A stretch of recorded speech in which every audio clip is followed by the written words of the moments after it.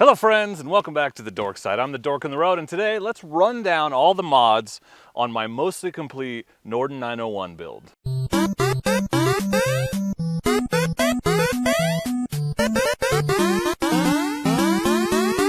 I'm the Dork on the Road, and I want to be your internet riding buddy, so please consider subscribing, and if you find this video helpful, don't forget to hit the like button. This is my 2022 Norden 901. This bike has almost 3,000 miles on it, and I've added, as you can see, a number of modifications to it. I've kind of brought people in along the way. I made a video earlier where I kind of did some of the mods, but I haven't done a video where I kind of walk through all the mods on the bike. So if you're looking for mod ideas for your Norden 901, you're hoping to set it up for longer adventure trips, that kind of thing, hopefully there's a few ideas here you can use. I'm pretty happy with almost everything I've added to the bike. So I wanted to share it all with you, help you get ideas, tell you what's worked for me. The first place we're going to start is actually with the brake lever, and we're going to start with the brake lever because it was made by our friend Andrew from Vanesh Motorsports, who is the sponsor of this video. So Andrew is a one-man show, an engineer who designs, conceptualizes, creates, and manufactures all of the Vanesh Motorsports products in a barn in Albany, Oregon, a mile from my old house. Andrew's a very cool guy. I've hung out with him on multiple occasions, and I'm really happy to be supporting him and working with him, and I think you should check out his website if you're looking for parts and accessories for a Norden 901, for a KTM 890, 790, 1190. His real specialty is the 690 / Husqvarna 701s, but he's got stuff for the 450s, the 500s, all of that. So if you're rocking a KTM or a Husqvarna, please check out Andrew's website because he's an awesome guy and he's responsible for helping me make this content. And he gave me this cool shirt. So let's look at the brake lever. This is the Vanesh Motorsports brake pedal lever for KTM 790s, 890s, and the Norden 901. This pedal is 100% lifetime guaranteed not to break or give you any trouble. He's reinforced some notorious weak points on the brake pedal. The most important change to this custom brake pedal is the braking surface has been moved towards the rider's foot by 5/16 of an inch. In the stock position, it's pretty difficult to locate the lever for some people, and also moving its position a little bit makes it even easier to use with aftermarket foot pegs like the Vanesh Motorsports foot pegs here. You can actually buy the pedal and the pad separately. So this is the pad that he sells. Comes with two different sizes of these pins, and it's also multiple position adjustable. As you can see, there's 3 holes here so you can move it forward or back. And you don't have to use his foot pad. You can use the stock one or any other aftermarket one if you like, but I like this combination. It's worked well for me. So big thanks to Andrew for sponsoring this video. Big thanks to Andrew for creating these lifetime guaranteed parts that are guaranteed not to break. And big thanks to Andrew for all the stuff he helped me out with for this Norden, including these Vanesh Motorsports foot pegs. I added these foot pegs just before I left in the Washington BDR, and they made a significant difference in comfort and control. They're much wider and sturdier than the stock foot pegs. Very comfortable. They also come with 2 different size pins. These are actually the shorter ones, and I'm very impressed with the control surface, the width, and the comfort when I'm riding for long periods with these foot pegs. So those are an awesome addition. And while we're talking about Andrew's things, we might as well bop up to the bar risers and the GPS mount and then work our way back down. For me personally, the first thing I noticed when I got on my Norden and started riding it standing up was that I did not like the bar position. They were too low. So I added the Vanesh Motorsports bar risers. This give me a 1-inch lift. They have multiple positions. They're easy to install. There's a whole video I did at Andrew's shop where he installed them for me if you're curious how that works.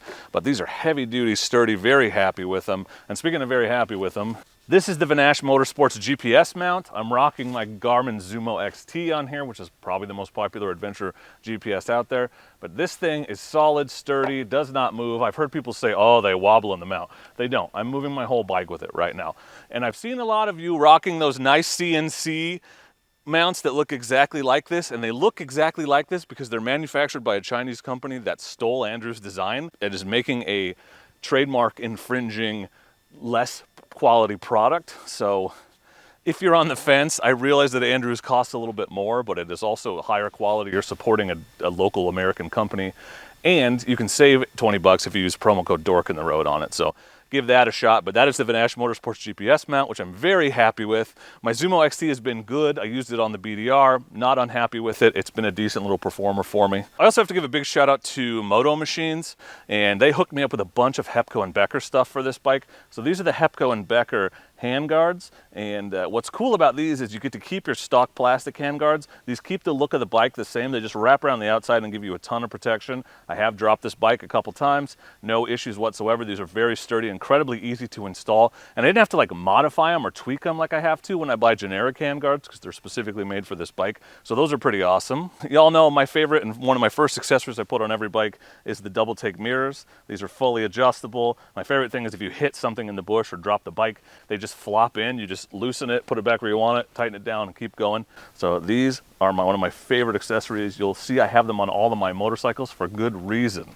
One of my favorite things about the Norden is the round lights and the sort of classic look, and I actually think this Hepco & Becker Headlight Guard that I added, again from Moto Machines, really enhances that look or just adds to it. So you can see there are some decent sized holes in it, so it's not really going to deflect small gravel, but like big rocks or if you're riding behind people a lot, it's going to keep them from scratching or cracking your headlight, your big, bold, round headlight. I will admit this may be more of a cosmetic thing. I know it actually does some good, but I don't know how much small gravel flying off of Explorer Adventure Motor's rear tire it's really going to stop with those big holes in it. But it's definitely better than nothing, and I do think it looks really good, which is the major reason why I got it.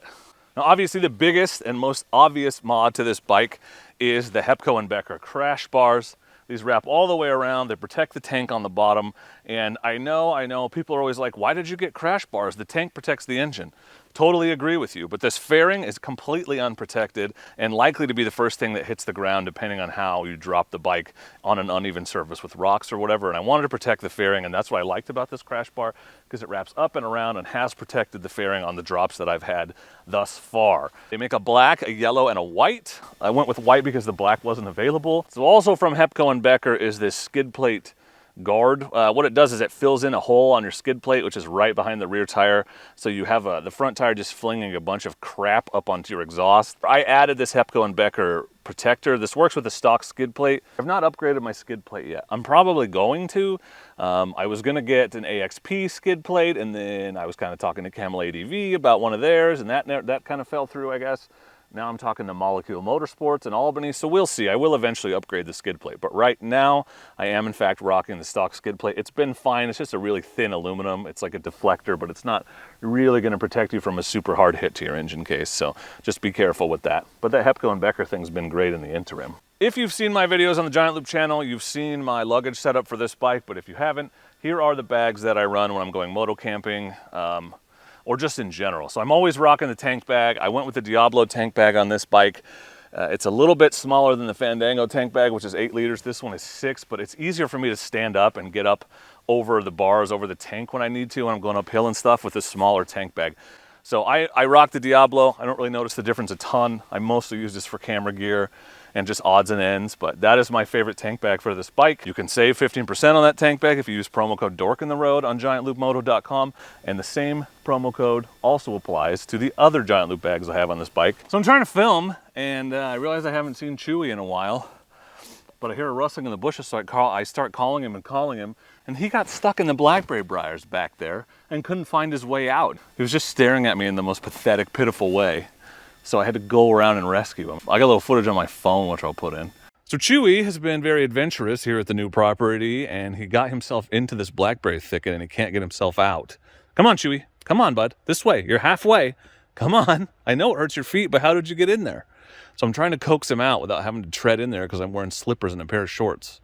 Oh, good. I'm failing. This will be fun. Rescue incoming. But anyway, it's never a dull moment when you're trying to film, even in your own yard. Anyway, these are my Giant Loop Round the World panniers, and these are 45-liter panniers with 2 additional bags on the front and rear. Super useful. Took them on the Washington BDR. I actually had these on my Africa Twin. I've been using these for a couple years now, and yes, they are not the cheapest panniers on earth, but they're huge. They're incredibly sturdy. I bashed them into rocks and logs and stuff on the Washington BDR, dropped the bike on them. They've just held up. So yes, they're expensive. You only have to buy them one time. They're guaranteed for life, and you can move them from bike to bike as I have done. So highly recommend the Round the World panniers. Truly what you need to go around the world. People have done it with these bags. They're incredibly sturdy and awesome. And yes, I'm biased, but it's also just true. And again, the promo code saves you 15%. So if you were to buy those, I would definitely recommend using the code. On top of the bike, this is my Tillamook dry bag. It's empty right now. It's normally a little bit poofier than that. That is another 50 liters of storage. So I run that when I'm taking a lot of stuff. I like to put my tent, sleeping bag, sleeping pad, basically my lightweight, bulky stuff up on top, and also just everything I need to set up camp, so I can quickly do that and not have to dig in my bags to get to anything that I need. So it's handy for that. Totally waterproof, 48 liters, great bag. Totally love it. Moving over just slightly, I have to thank Seat Concepts for sending me this seat. Just made the bike much more comfortable. The Norden is actually already pretty comfortable because the seat is very wide, but the special foam they use, and they set it up for your weight, is super handy and makes it even more comfortable. This is the other mod I do right away on every bike. You'll notice all my bikes have Seat Concept seats. So 10% off on those with promo code Dork in the road, just FYI. Oh, and those giant loop links in the description are affiliate links. Nothing else is. Nothing else makes me money in this video except the front tire. Underneath the seat, I've actually done the Rottweiler Performance intake. My air filter was incredibly dusty after the Washington BDR, so much so that I blew it out with my air compressor because I was leaving again and I didn't want to run it like that, and I covered the entire floor of my garage in what looked like sand. The intakes are notoriously bad on these, so you can add the Rottweiler power plate, which adds a pre-filter. It also gives you a little bit better airflow. It makes the intake noise sound better, and it's a good mod that a lot of people recommend on the 890s, 790s, and here on the Norden 901. So it's nice to have that pre-filter. It's nice to have that extra airflow, and you still get to use your stock air filter. So you're not losing out. You're only gaining filtration and airflow. So this is my QuadLock charger setup. So that's the motorcycle mount, the vibration dampener, and the wireless charging head. So this mounts directly to the handlebars. This is their aluminum, their upgraded one. It's been great for me. The vibration dampener, people always say, why do you mount that to your handlebars? You're gonna destroy your camera. That's what the vibration dampener is for. It absorbs the major vibrations. And again, 3,000 miles on this bike. It's been on there the whole time. No issues with my QuadLock, with my phone, anything. And then this is a wireless charging head. So when you put your phone on there, like so, you don't have to plug it in. You just pop it on and it's charging because it's plugged in here underneath. And that's also weatherproof, so you can run it in the rain, whatever, because there's no electricity going into your phone directly. QuadLock setup is great because it's two pieces. It's the mount and it's the case for your phone that has this special lock on the back. And you can do it one-handed, okay? It mounts vertically. It also mounts horizontally. Whatever you want, wherever you want to put it. So I'm a big fan of this setup. Up front on this bike, I am running the Tusk D-Sport front tire. This tire has 2,200 miles-ish on it, and it is wearing incredibly well. I don't know how much detail you can see. Let me zoom it in. Yeah, I haven't lost much traction at all. Those knobbies are still pretty tall. Now, here's where we enter the disclaimer portion of the video. Technically, these tires are for use with tubes. If you buy it, it says on the side, tube type only, but I was assured by my contact at Rocky Mountain that they had run it tubeless on a 790, and I've been running this one tubeless on my Norden since I got it on there 2,000 miles ago, and it's been great for me. So I've had zero issues, so technically it's not made for tubeless use, but some people have had success with that.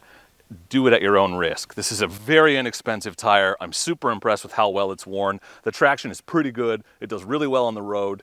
I'm pretty happy with this tire. You'll notice I have these tires on every bike that I have, so not unhappy with them. But I could not do a D-Sport on the rear because they don't make one wide enough. So on the rear we have, this is the Motaz or the Moto Z or the Moto Z, depending on who you ask. This is the Tractionator RALs.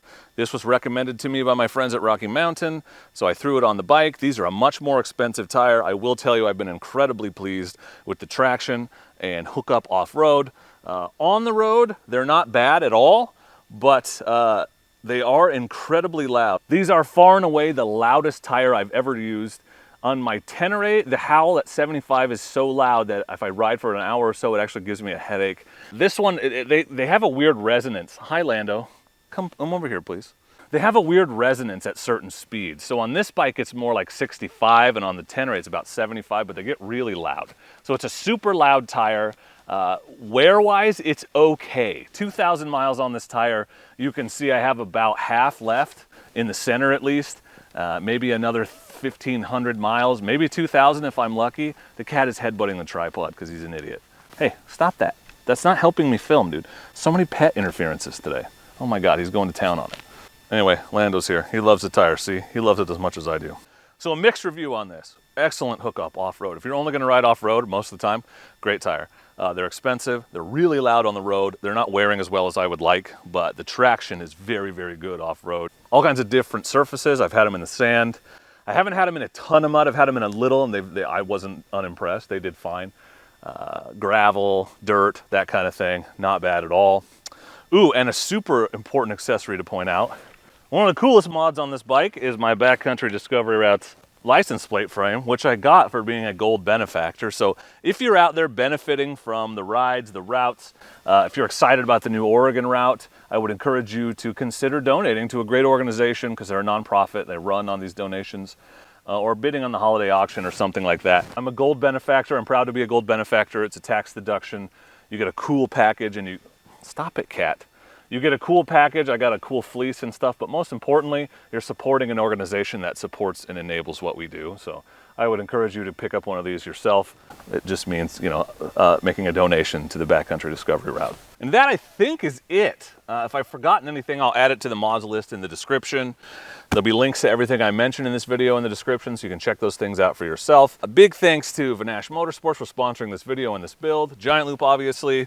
Motor Machines for all the Hepco and Becker stuff, and Seat Concepts for the seat here, and Rocky Mountain ATV for the tire up front, the double take mirrors, and a few other odds and ends. I forgot the Vanesh Motorsports kickstand foot.